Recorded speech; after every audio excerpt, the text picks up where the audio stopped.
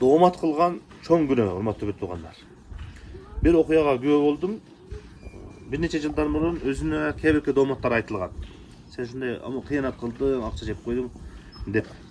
Анан ошол адамдардын дооматына ушундай ичи ооруп, жүрөгү ооруп, кыйналып атканын көрүп өзүм күбө болгон элем. Анан жакында да кайрадан көрүп калдым, ошол эле адам башка адамдарды ошентип доомат кылып жатат да. Чындыгында бул доомат чоң күнөө. Экинчи тарапка далилсиз доомат кылгандыгы зулум болуп эсептелет. Анын ошол зулум көргөн адамдын дуасы кабыл болот. Сага бардык убакта кесепет тийип калсын. Ошондой эле адамдын адилетсиздиги, адамгерчилиги жоктугуна дагы далилат кылган нерселердин бири да бул. Бул туурасында көптөгөн аяттарда, хадистерде келет.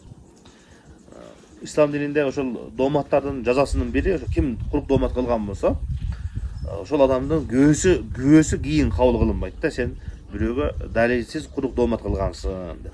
Мындайча айтканда анын адилеттүүлүгү, адамгерчилиги кеткен адам катары болуп эсептелет. Күнөөнүн чоңдугу. Акыретте дагы Алла Тааланын астында дагы күнөөнүн чоңдугу, анан ошол зулум курук доомат кылган адам эгерде ошол курук дооматтыгы анык болгон болсо, дуа кылган болсо Алла Тааладан ушул адамга өзүң жазасын бергин деп дуа кылган болсо, сөзсүз түрдө ал адамдын дуасы кабыл болот. Ошондуктан урматтуу бир туугандар, мамиледе бири-бирибизде, иш арада, башка убакта дагы бири-бирибизге курук доомат кылбайлык. Алла Таалам баарыбызды курук дооматтан өзү сактасын, коргосун.